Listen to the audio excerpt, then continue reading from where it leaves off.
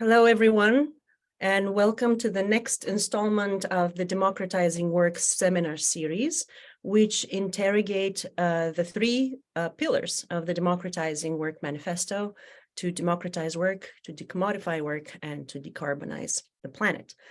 My name is Pavlina Tcherneva, and I'm really delighted to welcome today's panelists to talk about a real-world experimentation around the idea of the job guarantee and the way it might reflect and incorporate the three principles of our work.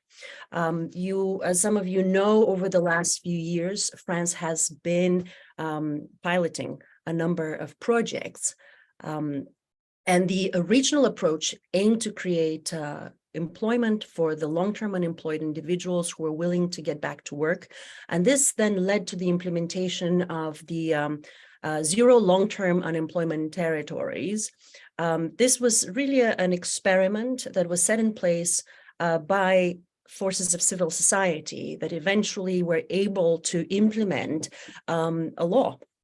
pass a law, and the national government is today funding the jobs that are being created in that experimentation. But nevertheless, the program is still run by, largely on voluntary basis, by, again, stakeholders of civil society. The program has now been expanded to more than 50 locations, providing an opportunity for us to think about the possibilities and the challenges of implementing a job guarantee and how we might make sure that it is grounded in the three principles. The program clearly has emancipatory potential. And today we welcome both practitioners, evaluators, and scholars on the question. So what I'd like to do is introduce to you our panelists, but perhaps I will introduce them before they start speaking. The order will be: first we will have Antonin, Gregorio, and then Timothée, Duverger, and we will conclude with Orian Lamin. So before you each begin, I will introduce you in greater detail. So we start with Antonin, who is Executive Director of the association at Territoires, Zéro, Chômeurs, de Longue, Durée. He has a degree in social law and political science. He began his professional career at the National Assembly as a social advisor, and he will follow the examination of reforms in the field of social law. In 2015, he worked with our friend and colleague, Laurent Gulam, I'm sorry for the pronunciation, but Laurent has participated in our workshops. He is currently the president of the foundation of the Zéro long-term unemployment territories. And together, at that time, was a deputy, and together with Antonin, they put together the parliamentary review and the law that eventually allowed the experiment to be launched, initially in 10 territories, now in 50. So we welcome you, Antonin. The floor is yours. Hi, everyone. Thank you very much for this invitation, Pavlina, Isabelle, and all together. And yes, we try to introduce where we are in France now and all the outcomes we have, because finally we started in 2016, so almost 8 years now. So it starts to be a bit long, and you can see many outcomes. Maybe I will try to share my screen if you allow me to do so. All right, so it might work. I hope so. I hope so. Wait a minute. It that work. I hope so. Do you see anything? Yeah, maybe. Now you see my screen, right? Yes, thank you. Thank you very much. Yeah, so right to employment. First, to say that long-term employment has been important and it's been challenging in France, and almost 2 million people still are long-term unemployed. And after a few experiments, we just show that those people have indicated that they would prefer to work if jobs were available to them, and they're not there because there's not enough. There's just not enough work experience, and that's what we have to do: create those jobs. And our project in 2015, if I remember well, was based on this, and it looks for creating the access of the right for everyone collectively to get a job. And I have to say that in France, the preamble of the French Constitution say, as it is written, everyone has a duty to work and the right to get a job. And actually, we had 3 pillars of our project. The first one was that no one is unemployable, and if working conditions are adapted to the person. Second is that there is no shortage of useful work. And third, there is no shortage of money. Kind of say that money is not an issue. And this foundation are based on a vision of employment as a right. Maybe just to get back on a few fundamentals we have, and following principle of actions. First, and it's a weird word, this exhaustiveness. We find here a fundamental notion of the project, and the aim is to create jobs necessary in the community to eliminate people's job deprivation via what we call the companies for employment purposes, CEP, or any part of local committee for employment. This term exhaustiveness must be understood as a dynamic element that evolves as the experiment is implemented. Second, maybe it's the non-selective hiring, and that's really important to say that there are no selection that should limit hiring. It's up to the structure for employment purposes, this company, to propose work that is commensurate with people's abilities. It's the notion of chronological hiring of people in the CEP after identifying them, and I will talk about this. And maybe the third one, because I won't be able to talk about all of this one, maybe the employment supplementarity. This CEP must endeavor to offer additional jobs in the territory in conjunction with the economic and social fabric. The most important thing is to say that we don't have to destroy jobs that are in territories, but we have to create new jobs. And I think here we have something to do with ecological transition, and I will talk about this. Sorry, but to click on it. I just wanted to show you that was implementation impaired, the first experimentation we had from 2016 to 2021 in 10 territories, as said Pavlina, everywhere in France, or almost, maybe not in the west and south. And there was this 10 authorized local in this first experimentation. We have to say that there were, at the end of 2021, 15 territories, and they employed 955 persons in 17 companies for employment purposes. We still, but we have to say that we still had more than 400 people permanently deprived of employment in those territories. So to go to this exhaustiveness, we still have to work to create new jobs, maybe new CEP.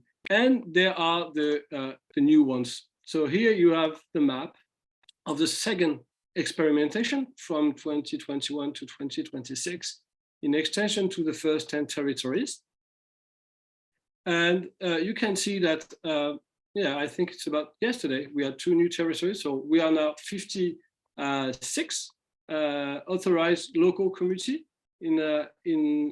oh, sorry, that's no problem. And these territories have hired now 2,053 persons in 58 CEPs, and we have like 54% of women and 45% of men from the beginning of the experimentation. And you have to know also that we have more than 100 projects that want to join the experimentation. And we have to deal with this, all those territories who want to get into the experimentation, and they still have 1 year to get into it. So that's really good for us. Maybe really quickly to go back from to the method, and we have 4 big pillars. The first one is the development of consensus. It's really important in our project is to say that the project can be bring up by the collectivity, an association, civil organization, and the achievement of consensus maturity is effective when the majority of stakeholders in the territory decided that they no longer wanted their community to be deprived with employment, and that they would do everything possible to achieve it. So to do so, we create a local committee for employment, LCE, established to administer the project and allow any willing people who is a long-term unemployed to obtain a job. And this committee consists of any and all interested stakeholders, businesses, civil society organizations, individuals, and as well as relevant local government authorities, and most important, the people who are permanently unemployed. That's, I think it's the key, is that we work with the people and not for the people. And those people are actors, main actors of this experimentation.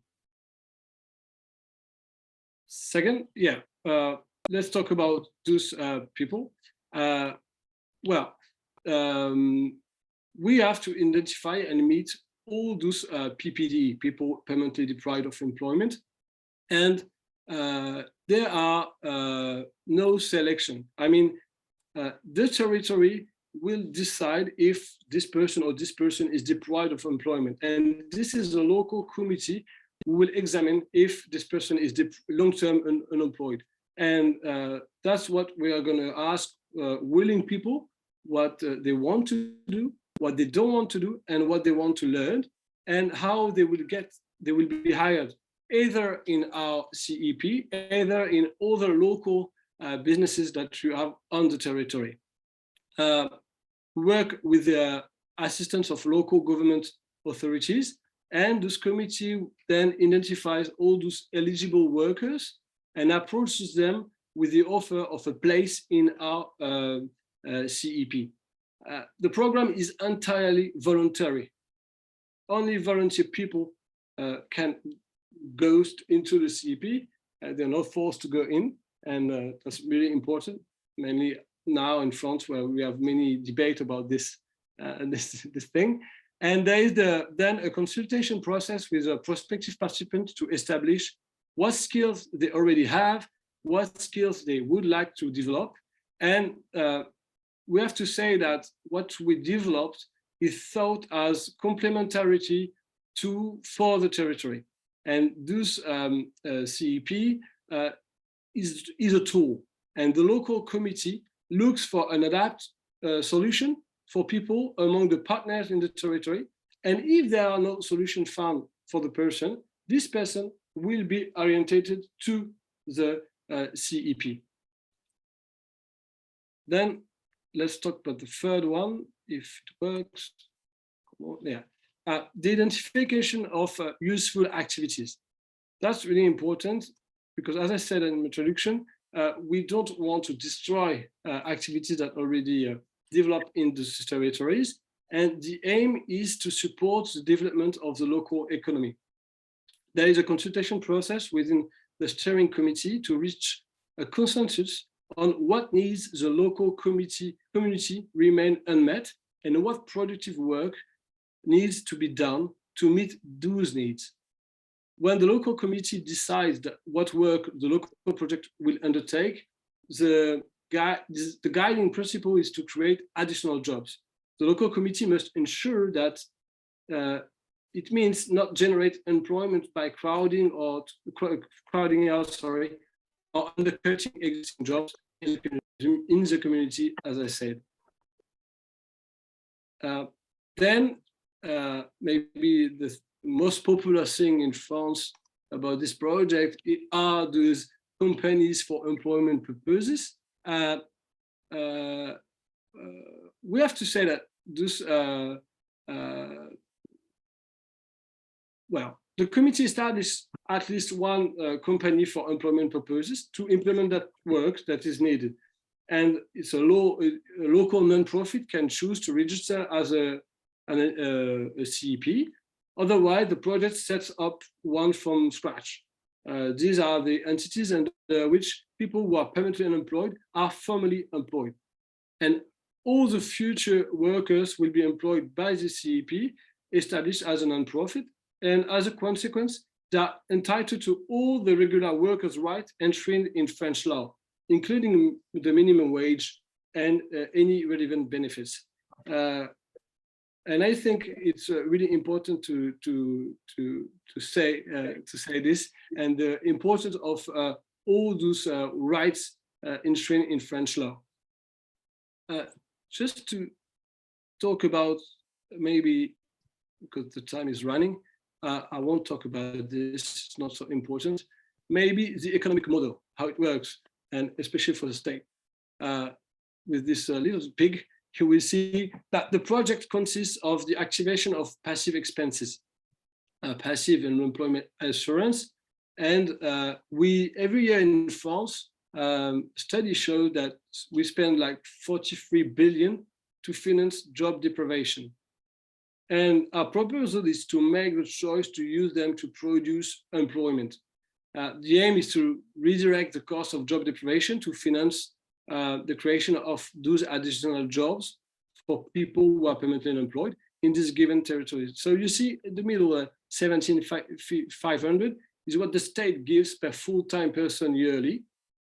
And it matches with avoided costs, saving and incomes from this. And we will be able to hire all those people. The macroecological study estimated the cost of this job deprivation around those 17,500 per year per person. This is within the ballpark of the 23,000 it costs to pay the salary of someone full-time at the French minimum wage over the same period. So then this CEP, we have to produce stuff and make some money to fill the gap between how much the state give and how much it costs. Maybe then I will just talk about the outcomes we have. And so what we saw after 6 years about this. The result of the first experimentation, as it was written, over the last 5 years, 1,500 people have been employed in the program. And we can see that 50 managed to subsequently find regular employment outside of, sorry, it's not SEP, it's CEP, we changed the name. Before it was structure of employment person, and now we call it company. And this is 1,040 people permanently deprived of employment, currently employed in those CEP. Maybe to talk, one thing really interesting, I think, in what we do is that almost half of what we develop is about ecological transition, farm work, circular economy, activities against food waste, all those activities. And it shows that if you try to identify activities that is needed on territories, they're mainly about ecological transition. And I think we didn't expect such a result. But then we also have local development, general services of provision for local businesses, organization, tourism, and local production, and about 17% about social cohesion, building shared values and communities of interpretation, reducing disparities and exclusion. So many things like sharing, delivery, transport, bike repairing, all those stuff. But the profile, so you have 55% of women, 46% of men in the CEP. More than 50% of people are 42 years old. 21%, and I think now it's 25, 50 years or more. They have no qualification. And there is an very interesting study from the labor minister that shows two things. First, that is almost half of these people would have never found a job out of the project. And I think it's really important to tell. And almost 50% who never had a permanent contract, because in the CEP, people have permanent contract, and half of them wouldn't have ever heard about a permanent contract without the project. Maybe about all the what we called the human-centered approach is that today we have 23% of workers with disabilities in the CEP. Sometimes it goes to 50%. And to show that it's here an inclusive model, job adapted to the person. And I think it's really important to underline it. They have a job that makes sense because it responds to societal and global challenges, as I talked about ecological transition. And many have a job, help people to get back to the public sphere and get back to school to pick up their children, all those externalities that we have to underline, but that we have many problems in our evaluation, and we talk about evaluation, to show all those externalities that the state don't want to see. To say if you can't monetize it, it doesn't exist. And I think we are not alone in this problem, but it's a really, really huge problem we have.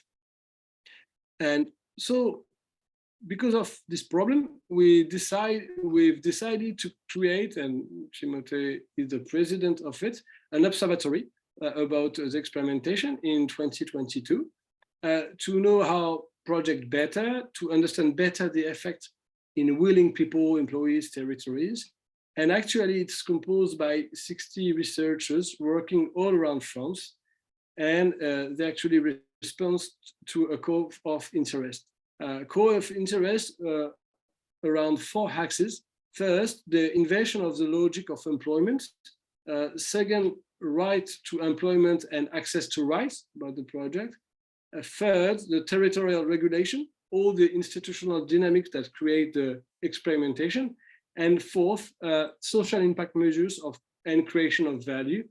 And if you want, we have a database free access with more than 200 documents that we will try to translate in English to allow everyone to be able to read it. That's another problem we have. Everything is in French. And to say, this observatory organized webinars I think to cross all what the researchers have to say and all the actors live on their territories, and to be able to also see all those externalities and the effects of the project. And maybe to finish, I hope I'm not too long. Oh, sorry.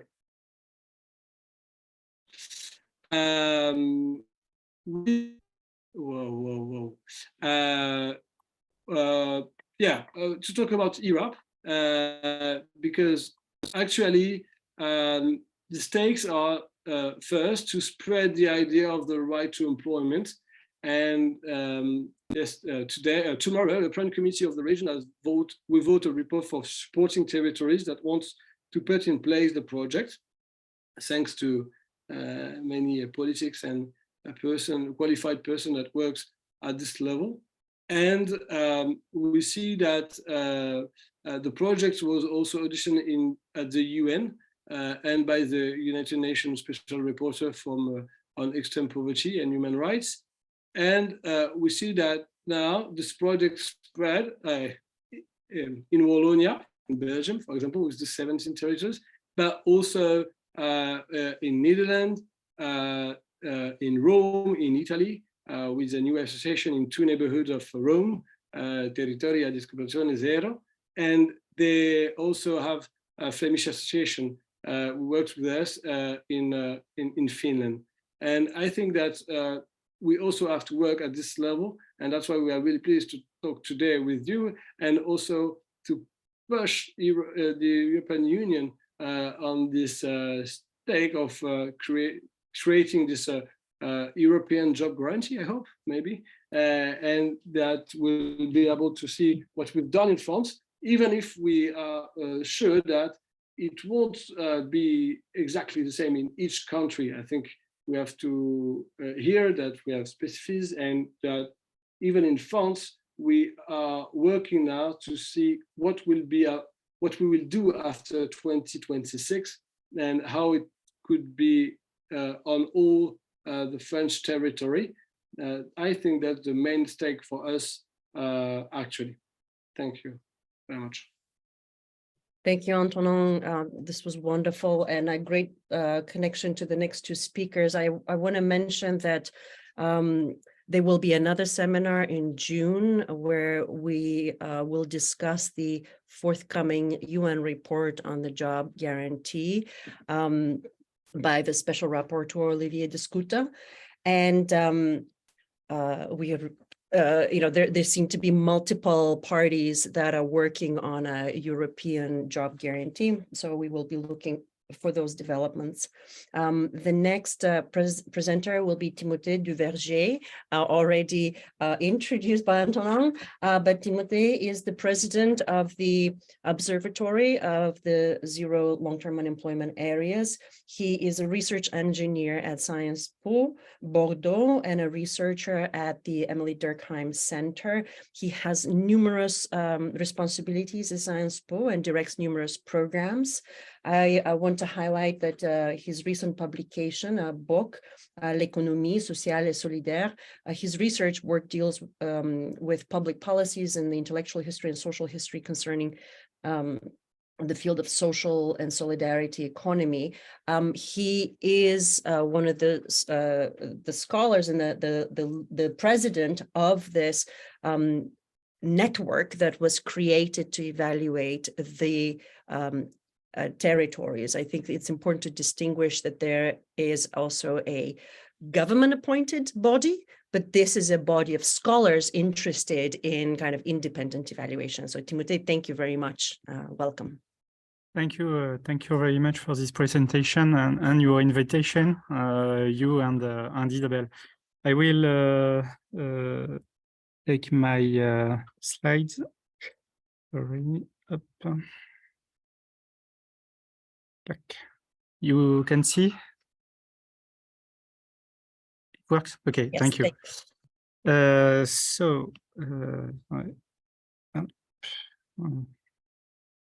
I wanted to speak about two dimensions of the French experiment.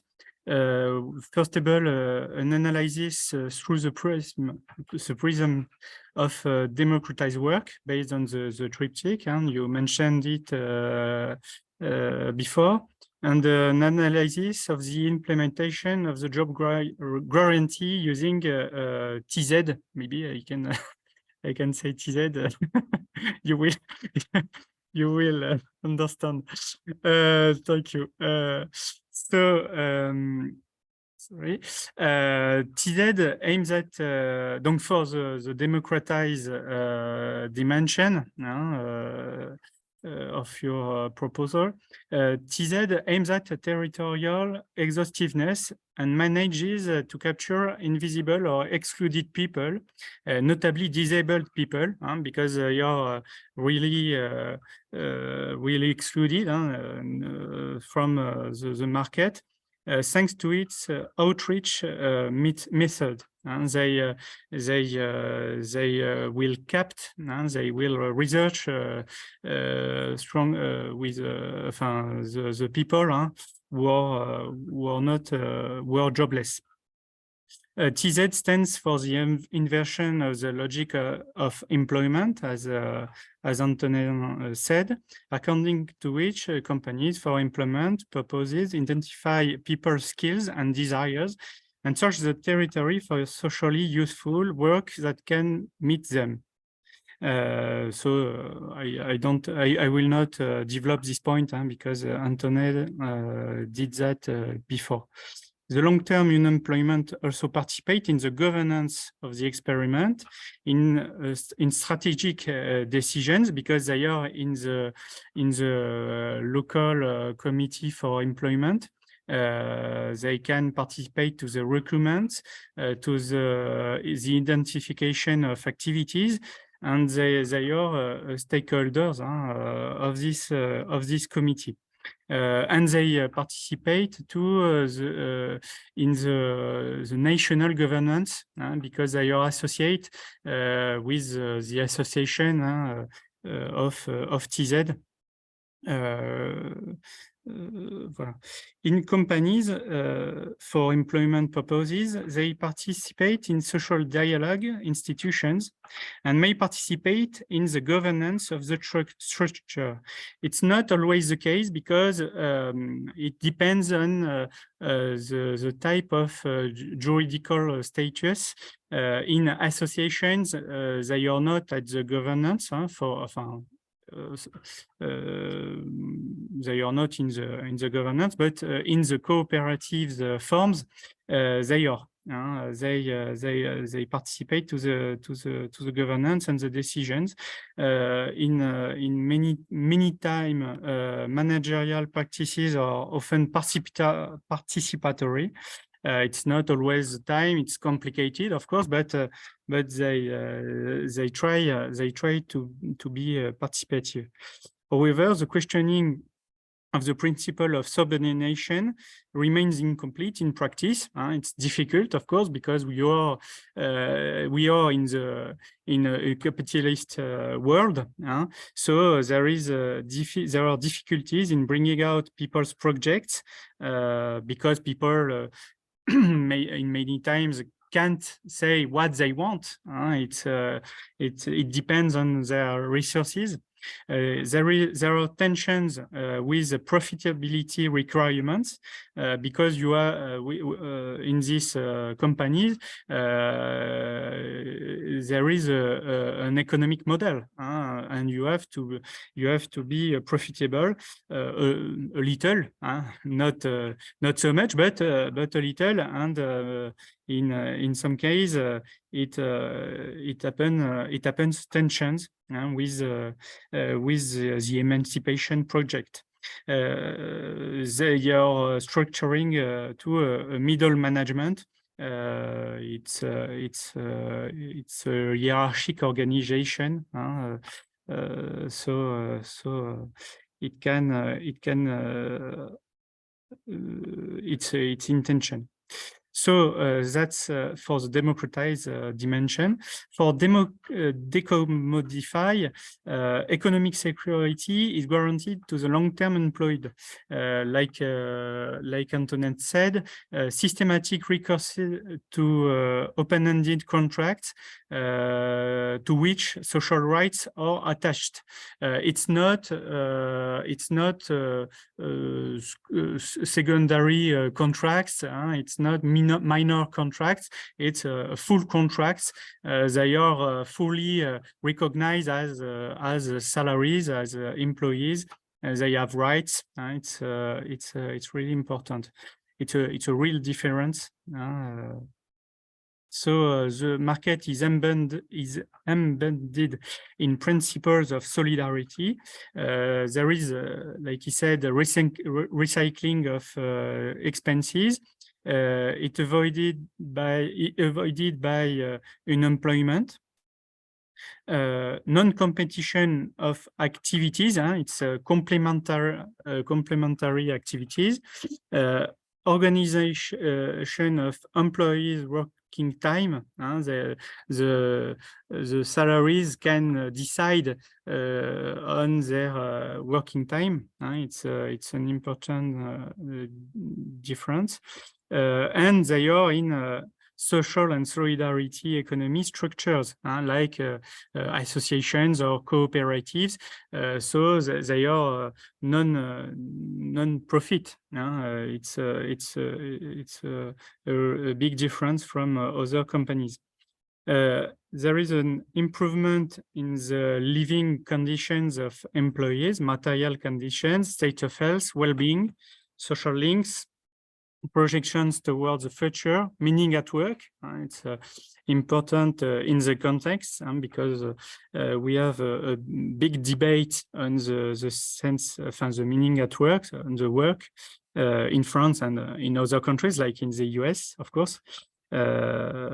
if territorial exhaustiveness is aimed at, like I said before, it is difficult to achieve because of the gaps in information and mobilization. It's difficult to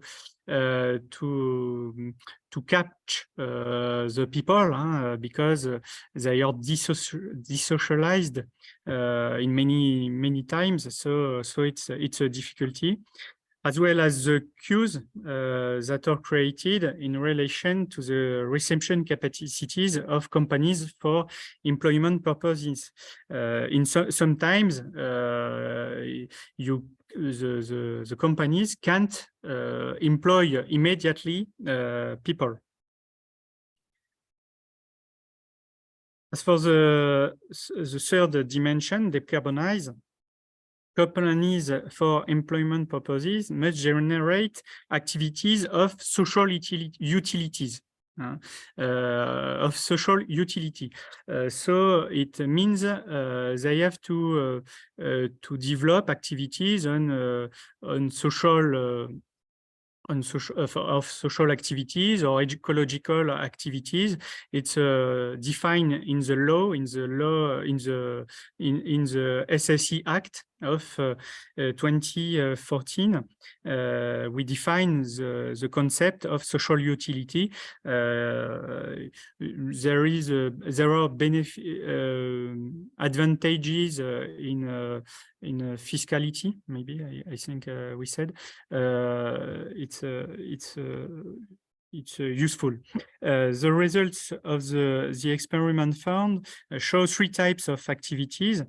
Social, I cite them: social cohesion and the fight against exclusion, environmental transition, development of the local economic fabric.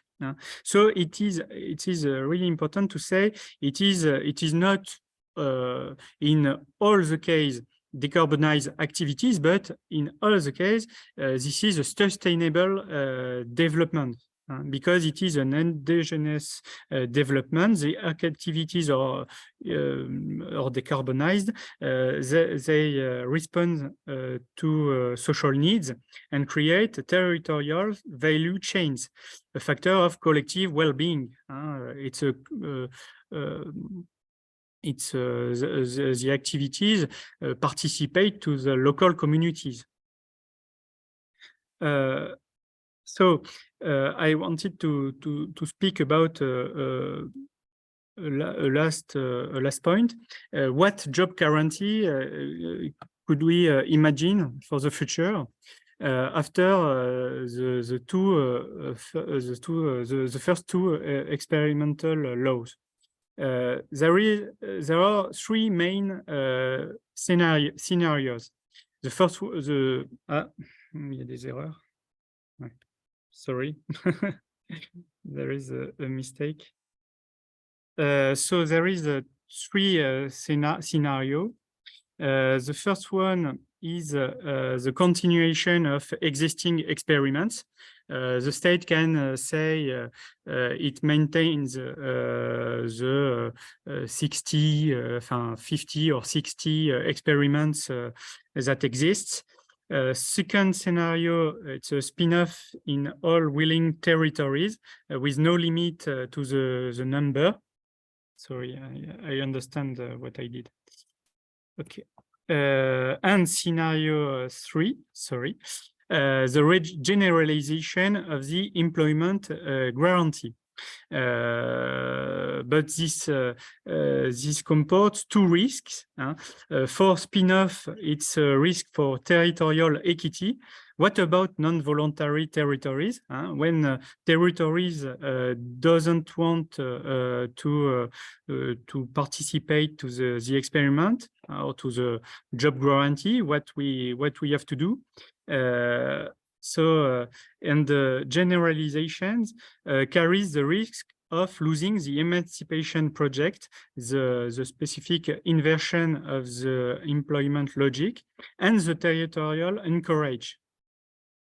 The solution is probably a territorialized employment guarantee, as TZ, the association, propose.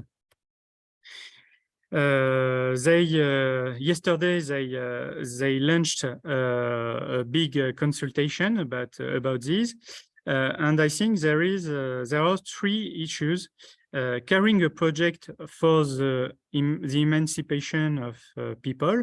It's a reversal of the inversion of the logic of employment, economic security, etc. Successfully moving from the mesoscale territories to the macro scales nation. This the problem of territory equity. And maintaining the territorial anchorage of companies. So this could involve a transformation of employment policies based on 3 pillars. The first one is national funding of the job guarantee, like they do with the experiment. Second one is a public employment service based on territorial governance. This point is really important. It's the role of the local governments. We have to, we need a territorial or a local governance because the emancipation projects depends on it. I think this. And the delegation, and there is a third pillar. It's the delegation to the SSE of the creation of enterprises to fight unemployment with multi-stakeholder governance that includes particularly employees and local governments. It's a really important point because in the experiment now, as I said, the people are not often in the governance of the companies. When they are associations, it's not an obligation. So I think the cooperative model is better for this, and the second condition is the presence of the local governance, because they are the guarantee. There is a territorial anchorage because of the presence of this local governance. So probably this it's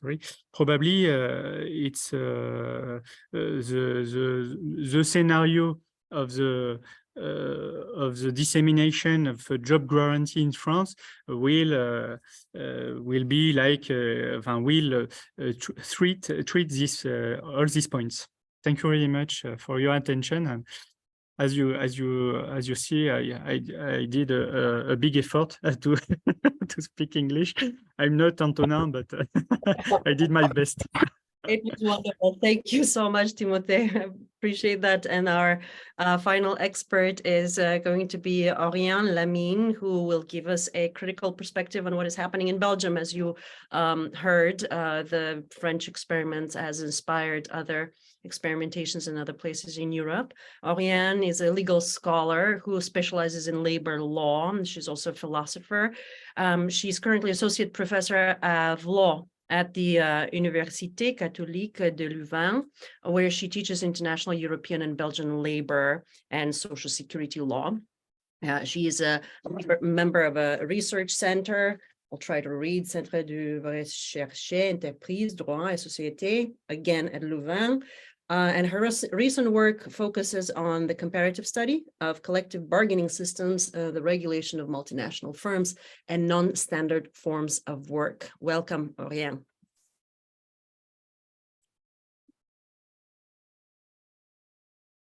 Hello, thank you for this introduction, and thank you for having me here today. So do you hear me properly? Perfect. I will not be using a PowerPoint. So the first thing I wanted to say is that I will speak about the project we are all interested in on the basis of a work we are conducting with a colleague who's actually here, colleague and a friend, Julien Charles, and so he'll be here and for sure help me with the Q&A that will follow. So we heard a lot about the let's call it TZ then, initiative in France and how it was developed, and also all the good points that we got from the implementations and the good feedbacks. Julien and I, we focused on the institutional and even legal dimension of the project. So we asked in our work what role has played the national authorities or the other authorities in general to support the project, and what were, it's still questions at this stage, but the legal ingredients, the institutional ingredients that made such a project a success. And why we're asking that, you understood it now because we mentioned it already twice. We got interested in this institutional dimension because different actors in Belgium have been asking for the transposition of the model in Belgium since 2017. And this has been heard by our governments. We know that Belgium is complex. We have many layers of government. So some of them, actually 3, had added this project in their declaration, their program. So this is the program they are following for the legislative term. So it's a commitment they made to pursue that. And since then, a number of steps have been undertaken to implement this at different levels. The part that is the most advanced so far, we mentioned it already, is the one developed in the Walloon region, because already a year ago there was a call for proposals for projects, territories that wanted to implement the project, and on 19 candidates, 17 territories were selected. There is an envelope, a big envelope of funding, if I'm not mistaken, a bit more than 100 million, euros for the coming 4 years. That is actually funded half by the Walloon government and half by the European Social Fund. I'm not going to get into details. Some of the conditions are different, and I'll get to this later, but it's probably worth mentioning that the management of this project will be dealt with by the one ministry, the ministry in charge of social economy, and also by the office in charge of unemployment in the Walloon territory, Walloon region. So this is for the more recent steps or practical steps.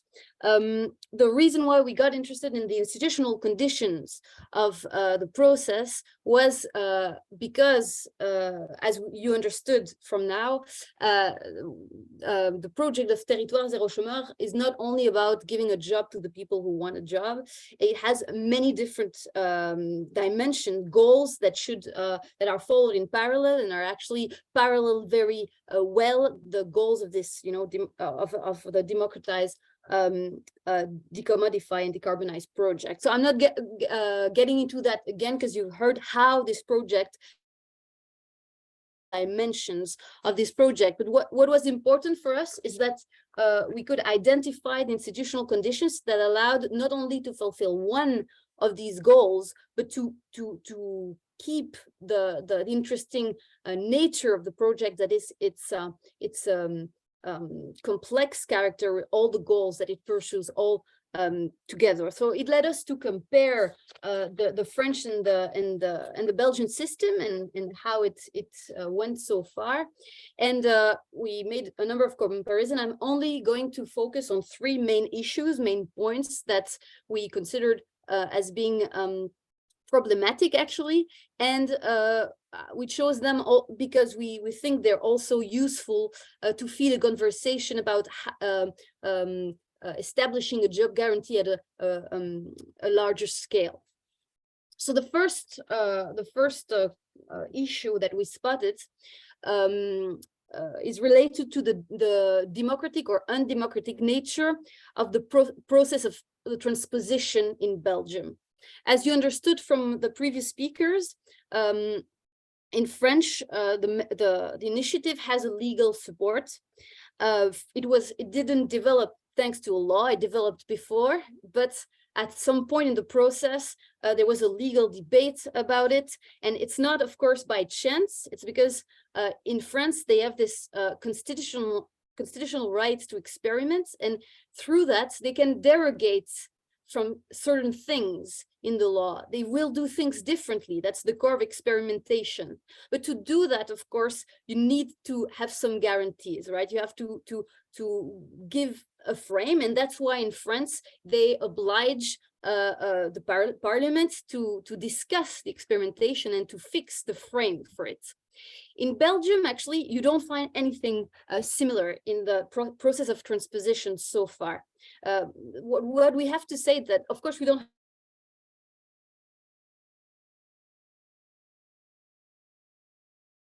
has not been a clear public debate about Territoires, Zéro, Chômeurs.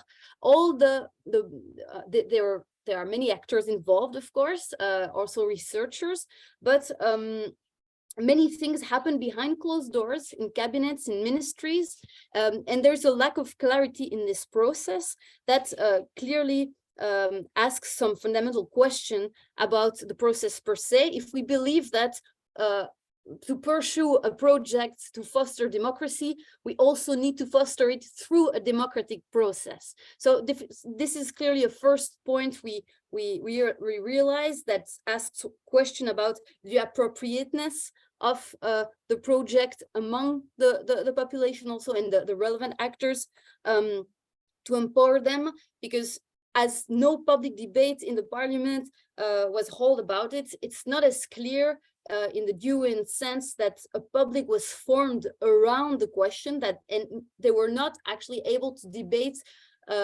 publicly of the common needs and aims they were pursuing.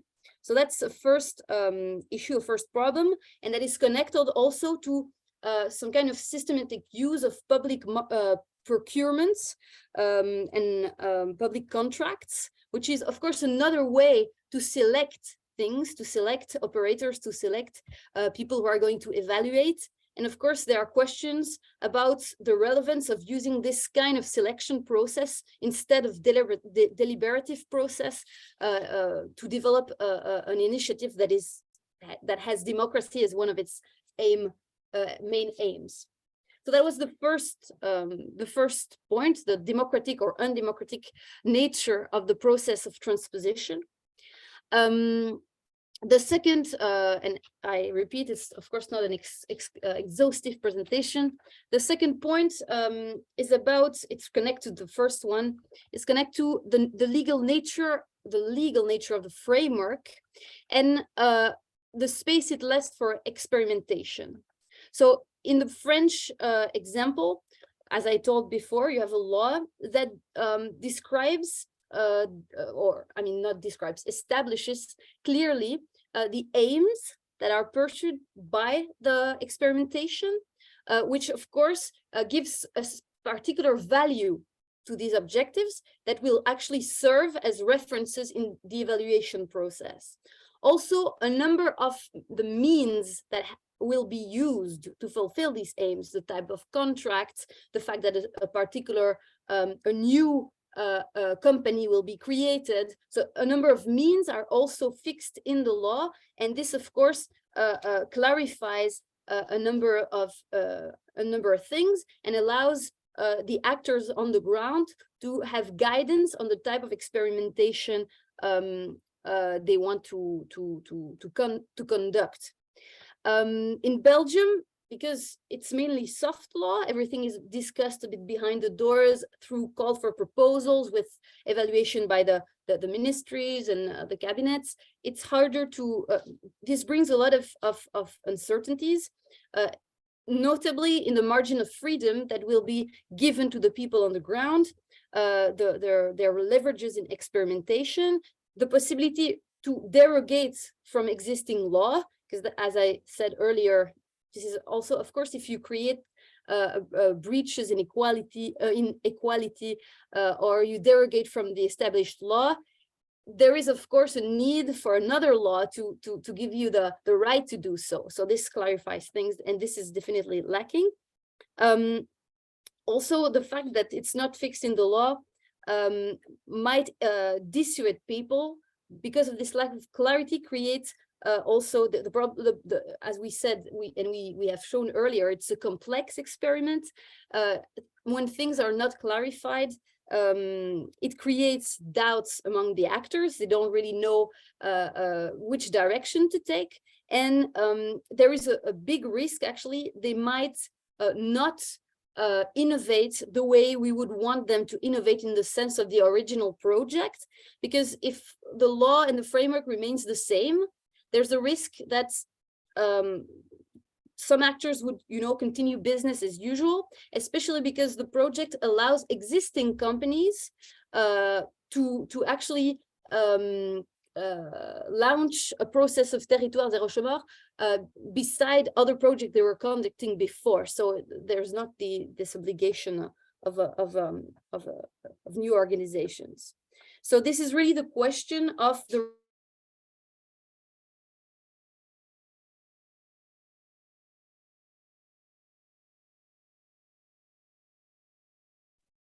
I think we have some time constraints.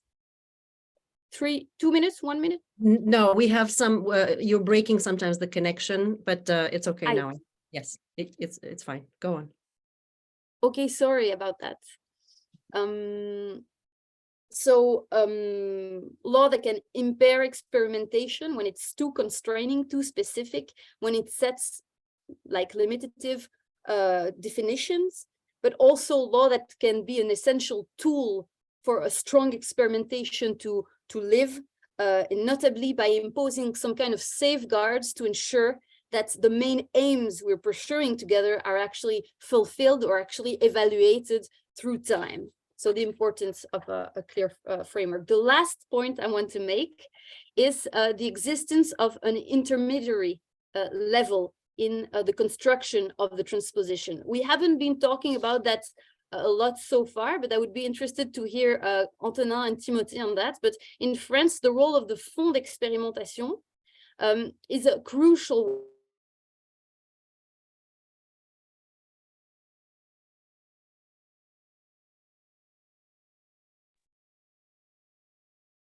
Okay, let's give her a second. Among territories, discussions about good practices, exchange of good practices, training, control of central committees, evaluation. So it's a central role that actually nourishes the democratic character of the process and allows the process to be tailored also to the realities of the ground. And in Belgium, we lack completely this middle intermediary level. So there is a higher risk that there will be a gap between the level of the government deciding on the allocation of resources and then the people on the ground not having too much clarity on what's their freedom to act. And this, of course, might also impair the development of the experimentations on the ground. So this intermediary level could be created autonomously by actors themselves, but it would not be the same, of course, without institutional and financial support from the authorities. I will stop here. I'm not sure I've heard me so well because I can see some confusion on the faces. I'm so sorry about that. But of course, feel free to ask questions. There are some movements in Brussels also, in the Brussels region that is also moving. We are waiting for some news on that, but hopefully it will be maybe promising for the experiments to come. Thank you for your attention. Thank you, Auriane.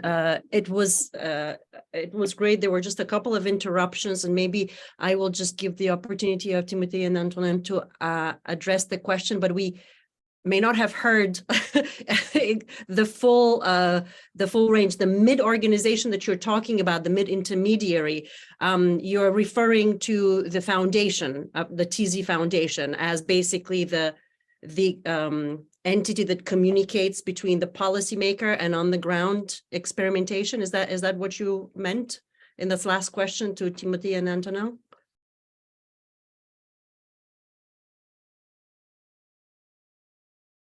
Yeah, I was talking about the Fonds d'Expérimentation, so it's another organ, but of course the foundation also plays an important role. But I think maybe we have the best people to describe what it is about and what they do, because I think it's a crucial part of the experiments. Yes, thank you. And I invite our guests also to prepare questions or drop them in the chat box if you prefer, or raise your hand as well. So yeah, Timothée and Antonin, would you like to address this point?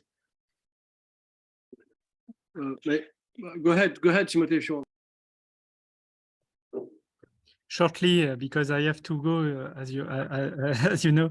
The fond d'expérimentation, the found of this experiment, have to has the role to finance, to control, to evaluate this experiment. It is a normalization, small, a little, a little one, but it's a normalization of the experiment because all the experiments or the territories can't do what they want. There is a frame. And I see this fund of experimentation as the guardian of this frame. You understand? Maybe. Well, if you might, I just kind of complete. Actually, as Orian said, it was a civil initiative from association, big association in France, and as you said, the parliament decided to make a law, but to pilot and to make sure that all this public money goes to the CEP and to control the system, they had to develop another organization, a public organization called Le Fonds d'Expérimentation in French. It's an experimental fund in which you find 30 people working to pilot all this public money that goes to the CEP. But when the experimental state started, we decided that all those associative civil society construction had to continue to work because we had like more than 200 territories we wanted to experiment. So we had to prepare them, and of course by trainings, and also we had to, I don't know how to say it, but maybe keep an eye on what the state will do to make sure that all the fundamentals of the experiments will stay in a second step. And that's what we did. And that's why, for example, we asked for many things in the second step. For example, I could say that we didn't want the public officers to have all the power in territories to decide who is deprived of employment or who is not, to decide which activities we had to develop because of, I don't know, few public officers. I decided that we had to develop this kind of activity, but that the territory had the lead to decide. And as Oriane said, if I remember well, that's true that in France we have this authorization to experiment, and it's written in our constitution since 2008. And that's how we were able to break a bit the law, the normal law we have to have this experiment. So in a way, we have two legs to walk, one public leg from the experiment and another societal leg that we represent to make sure that the experiment respect all those fundamentals and to prepare all those territories who wants to get in. Thank you, Antonin. We have a question from Jean in the chat. As I understand it, job guarantee would mean that people have a right to work on demand. Is it possible in this framework? And if not, why not? I interpret this to mean as a matter of implementation. If somebody in the territory, and Jean, you can correct me, if somebody in the territory can come and apply, are they guaranteed that they can walk out with an opportunity? Yeah. That's all the specificity of this experimentation, that every volunteer people will have a solution. First, we thought that it would be only in our company for employment purposes. But after a few years, we thought that, as I said in the introduction, that there were some solutions around. What the local committee for employment show is that all those actors, public, businesses, don't talk together on those territories. So first, you can find some solution to these people, to existing solution on the field, on the territory.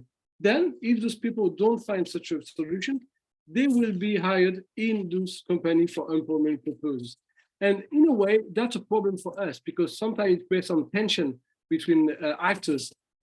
Some people prefer to go to CEP because they've got permanent contracts in the structure, whereas they won't have such things in other structures on the territory.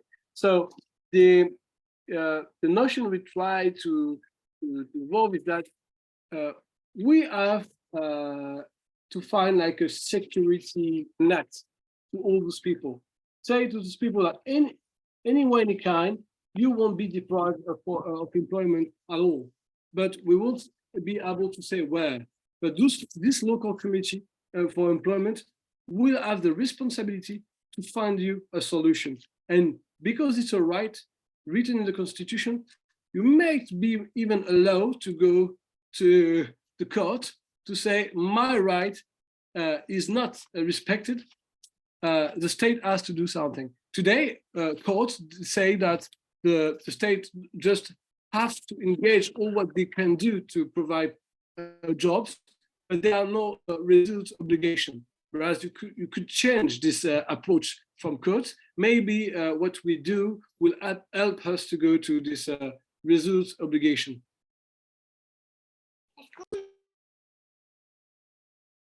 Thank you. We have another question, Isabelle.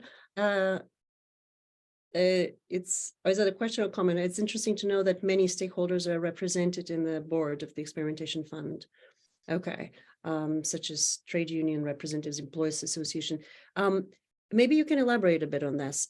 Is this, was there kind of a very deliberate strategy to bring them to the table? Was this a process that was quite organic? And then maybe if you can tell us a little bit more about legislative efforts at the national level. If I recall, maybe 2 years ago, there was even an introduction of a job guarantee law that was struck down in Parliament. But how does that intersect with your work?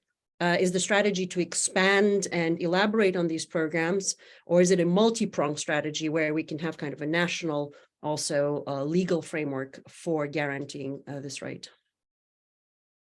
Despite of our results, all what we built is really fragile.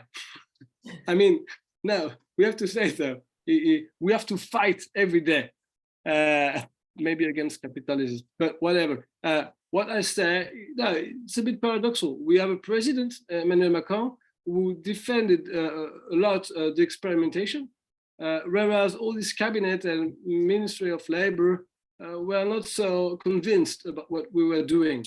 So it was really, really hard. It was a parliament initiative, then defended by the French president of the Republic, and then the parliament had to do something at the end of the first experiment.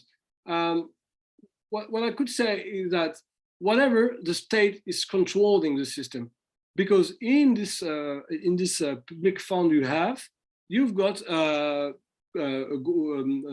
public officer, government, I don't know how to say in English, government commissar, who can say yes, no, whatever. But what we have to say that the Minister of Labor can control the system, but it's just on the paper, because from the experience we see that it's really a collective approach we have, with more than 50% which are in this association, and they work all together every year, all the time.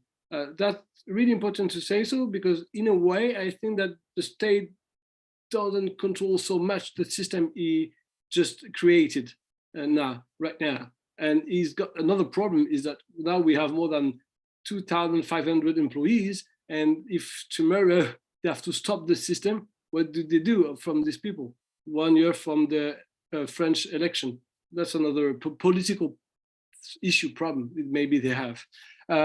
So it always has been fragile, but it had been accepted by all the governments because it was an experimentation to say we have three steps. First step for 5 years, second step 5 years, and we will see after what we do, generalization, as Timothée said, or whatever we do. So what we have to work on right now is that experimentation will end in 3 years.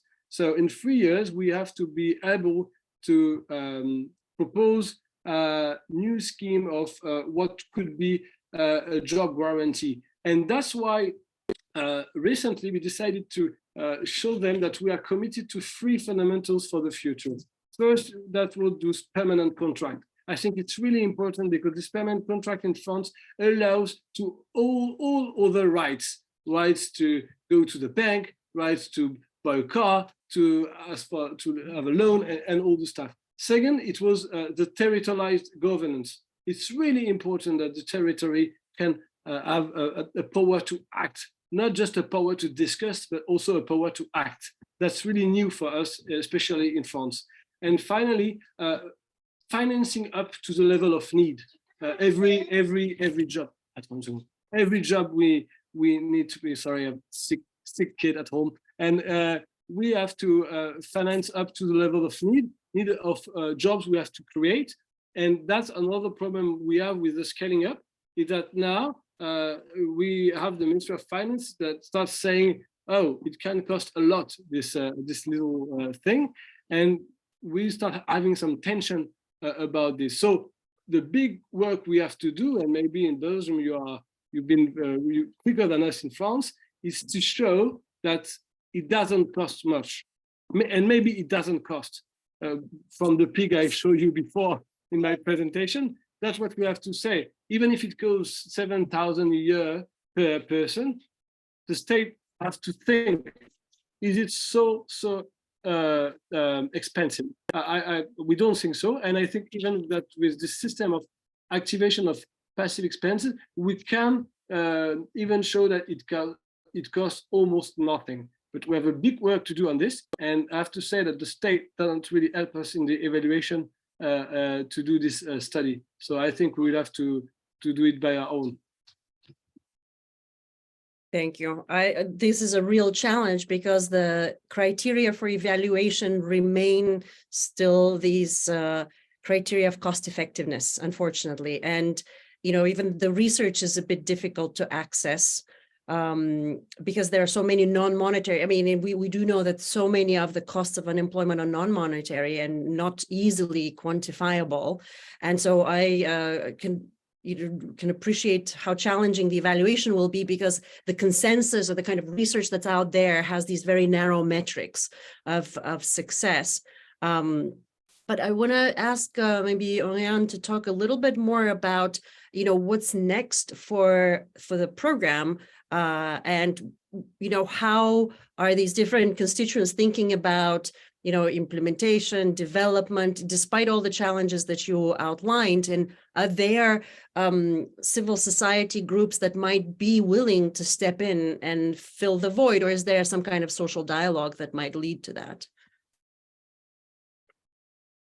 So on this particular question, I will ask some help from my colleague and friend Julien, who's around, and he's really like up to date on everything. I'm sure we'll have a better answer.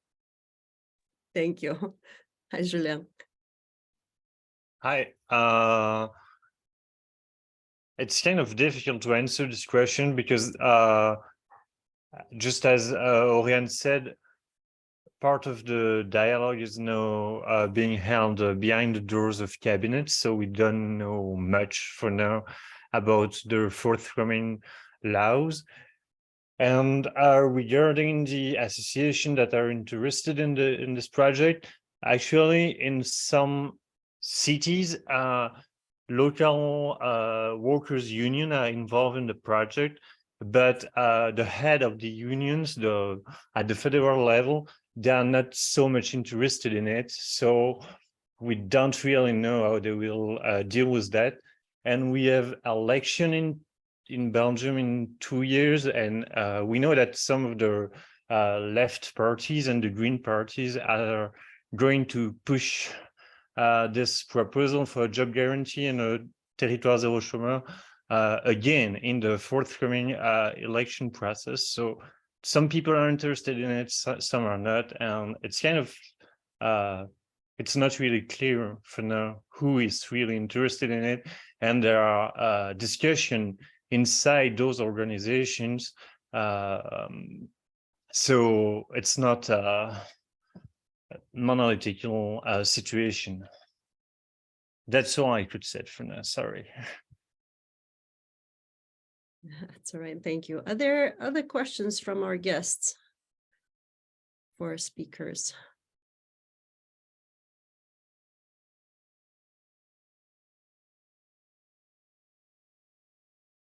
I can maybe perhaps ask one more, and whoever would like to take it, and all of our guests who are here. There are multiple initiatives and programs. At the European level, there has been a program for quite some time on the books called the Youth Guarantee that is dealt with the youth unemployment, but again, not exactly in this direct employment approach. And it's left up to the individual countries to implement. And some have taken the traditional route of just training. Others have attempted to kind of experiment a little bit with youth direct employment. My understanding is that it was strengthened or reformed a little bit. So there's that one program, there are public employment programs that, there's a different track of creating.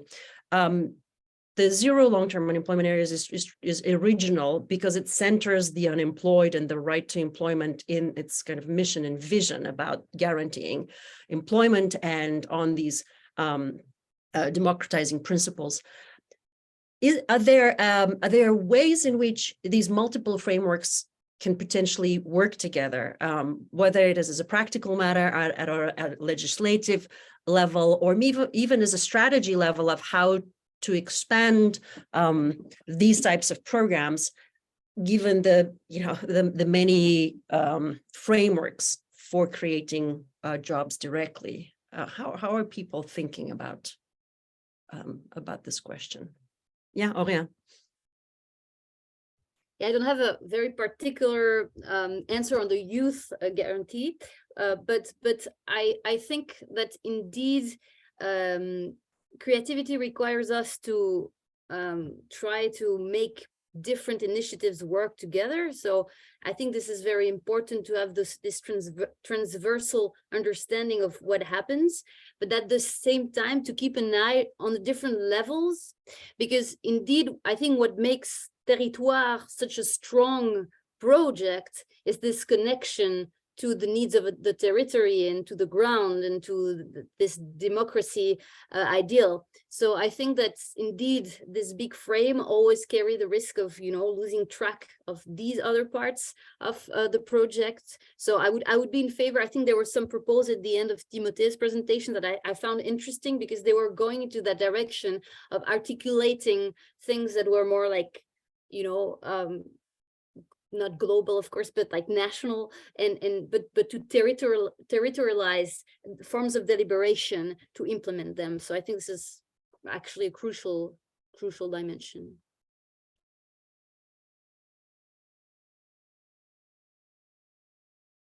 Yeah, Isabel, please. Thank you. Thank you all for such an interesting workshop. I wanted to ask you, probably at this stage it's only Antonin, and then we leave you to take care of your kids.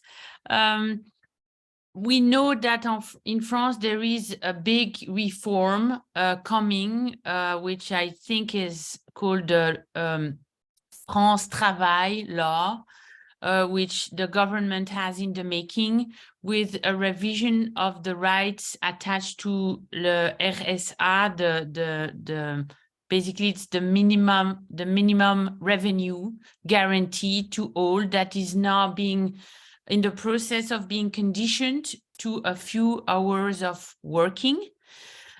So how do you see this how do you see these developments interrogating the fundamentals of Territoire, or how do you see this as maybe an opportunity to highlight the very specificities of the emancipatory dimension that is behind the Territoire project, that probably then it's the time to really make even clearer because of these developments happening?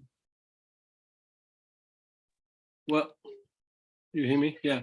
Yes. France Travail, as you call it, yeah, it's a global change of institutional landscape, and actually we don't really see where we go because maybe we can share some of intuition they have, saying that we have to go to the people, make with the people, but actually the person we just imagine it, all the system says two things.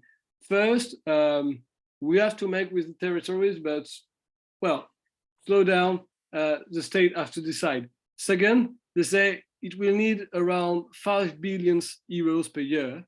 And in the same time, they've been searching for like 18 billion euros for all the recent reforms they've made. And they also say that all the ministry have to make some economy. So 5% on every minister. So I don't really see how they will be able to deal with these two items. But we, it's funny you talk about this because on Monday, we see the French Labor Minister and also all his cabinet to see how we can work into this new institutional landscape. And we want to just to tell them that they don't look at what they have done themselves. Like we are experimenting for more than 8 years, and I think there are many things they could learn from us, but actually it's not the mindset they are in. So I couldn't answer right now. What is sure is that we will have to deal with it. I mean, it will be the new institutional landscape. So we have to see where will be the connection and how to conjugate our working organization with the new organization. But as I said, it will be developed on 3 years. So we have time to see how it will be working, and they will go through experimentation in few regions first. So I think we have a little time to think. But I think we can't be just passive about this in France. Now I think it's time for us to be offensive, and we want to, with all the network for we have around us, all partners, to make a proposal. And that's why we start, I think Timothée who talked about it, a big consultation of all those networks to be able in May 2024, make a proposal to the state to say, okay, if you want to have a solution to long-term unemployment, you can't just have France Travail or a reform of all this institutional landscape. You will have to accept that the market, the capitalist market, just don't want of those 2 million people, and we have to find a solution somewhere else in some new structures we create. But when you see how Macron is thinking, I think we can far of this. So we have to unite to make a proposal and stop being passive and just wait for problems, money problems, and all what they try to do with us. So maybe it's a bit I don't know, in Belgium a bit opaque, and there are some people talking in cabinets behind doors. In France, not behind doors, but we can see that we are not in the system, in the way of this thing, and we have always pushed doors, so we will continue to push doors. And I think also that we will find a solution if the European Union do something. And that's why it's really, really important with the perspective of European election to continue this work. And that's why, for example, Laurent Guillaume will be in Porto this weekend. We will see with all those people how to push, and thinking about Laluc or those old people in the European Parliament, what we could push at the European level, because if the European Union moves, I think we could have the same thing then in France as it has been done with the youth program. I think Pavlina talked about a few years ago, with many billions that have been put it on this direction. So we have to, I think this is our perspective. Sorry, it's a bit hard to talk with the child next to me. No, not a problem at all. We hope for the best for the child. And any other concluding thoughts, any comments? This was really a wonderful discussion. I just heartfelt thanks to our guests, Oriane, Antonin, and Timothée. So much to learn from these experiments, and we will be staying tuned for other developments. Please do keep an eye out for our next seminar, because we will continue this discussion. And we will look at the UN report on the job guarantee that is coming, on June 21st. Thank you, Isabel. And so we hope to see you there. And thank you once again to everyone. Bye. Thank you, everyone. Thank you very much. Bye. Bye-bye. Thank you, Antonin. Merci, hein. Courage. À bientôt, tout le monde. Salut, Oriane. Bye. Thank you. Bye bye. Merci, Henriette. Merci tout le monde. Oui, merci beaucoup. À tout bientôt. Et Tess va fermer l'enregistrement. À tout bientôt. Ciao, ciao.